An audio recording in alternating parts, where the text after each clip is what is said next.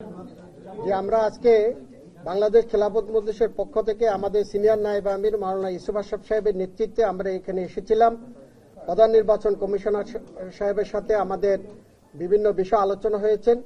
এই বিষয়ে এখন আমাদের সিনিয়র নায়েব আমির মাওলানা ইউসুফ আশরাফ সাহেব আপনাদের সম্মুখে আলোচনা করবেন। আসসালামু আলাইকুম ওয়া রাহমাতুল্লাহ।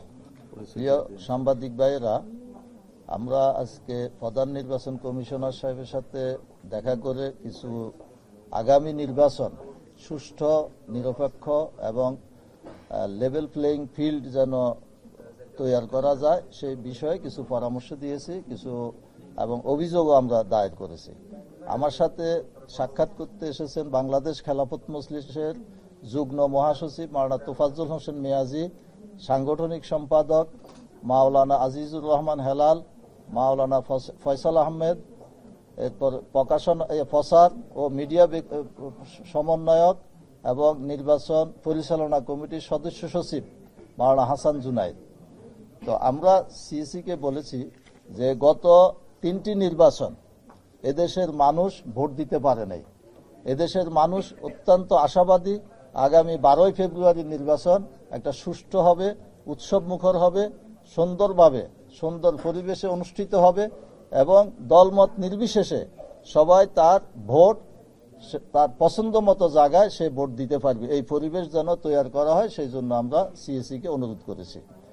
আমরা বলেছি যে লেভেল প্লেইং ফিল্ড যেন তৈরি করা হয়, সব দল যেন সমান অধিকার ভোগ করতে পারে নির্বাচনী প্রচারণায়, নির্বাচনী কার্যক্রমে, সেই পরিবেশ তৈরি করার জন্য। এবং আমরা সিএসিকে বলেছি কেন্দ্রগুলো যেন, ভোট কেন্দ্রগুলো যেন সুরক্ষিত থাকে, সেখানে যেন কোনো প্রকার কেন্দ্র দখল এবং কারচুপি কোনো সুযোগ না থাকে। সেই জন্য বডি ক্যামেরা, সিসিটিভি এবং সিসি ক্যামেরা, ক্লিংকার বেশি থাকলে সিমেন্ট বেশি খাটে। আনোয়ার সিমেন্ট 3000 ড্রোনের ব্যবস্থা করা হয়েছে। তা আমরা মনে করি এর পরিমাণ আরো বাড়ানো প্রয়োজন। আমরা সুনির্দিষ্টভাবে 2টি আসনের ব্যাপারে এখানে অভিযোগ করেছি।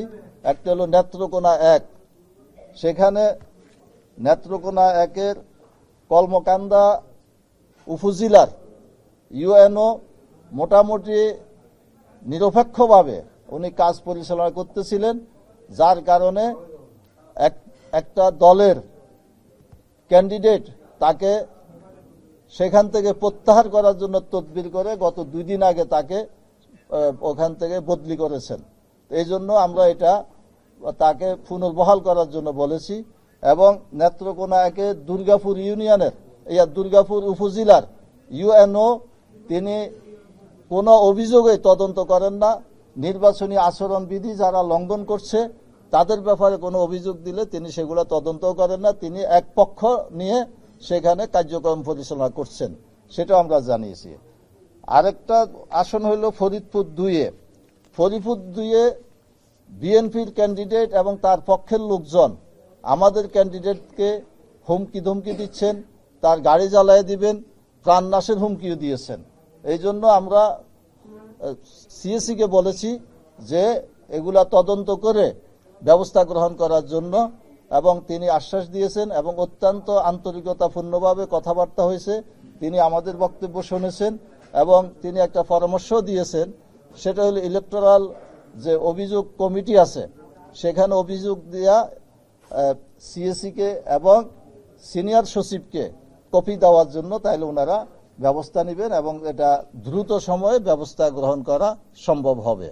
তো আপনাদের সবাইকে ধন্যবাদ। আপনাদের দল থেকে আগামী নির্বাচনে কতজন প্রার্থী প্রতিদ্বন্দ্বিতা করছে? আমরা 10 দলীয় জোটের সমঝোতার নির্বাচনী ঐক্যের থেকে আমাদের 23 জন ক্যান্ডিডেট 10 দলের ক্যান্ডিডেট হিসাবে একক প্রার্থী হিসাবে ইলেকশন করছেন এবং 6 জন আমাদের আন্তদলীয় কিছু উন্মুক্ত আসনে ইলেকশন করছেন। মোট 29 জন ইলেকশন করছেন রিক্সা মার্কা নিয়ে।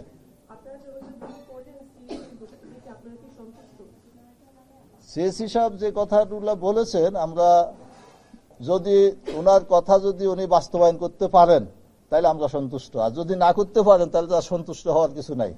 লেভেল প্লেইং ফিল্ড নিয়ে আপনাদের কোনো ধরনের অনিশ্চয়তা রয়েছে? আমরা দেখছি যে কোন দলের দলীয় প্রধান এবং তাদের দলের পক্ষ থেকে যে সমস্ত বক্তব্য, যে সমস্ত কথাবার্তা আসছে এবং মিডিয়াতেও আসতেছে, সেগুলোর ব্যাপারে তেমন কোনো অ্যাকশন দেখা যাচ্ছে না। এতে বোঝা যায় যে লেভেল প্লেইং ফিল্ড এখন নেই।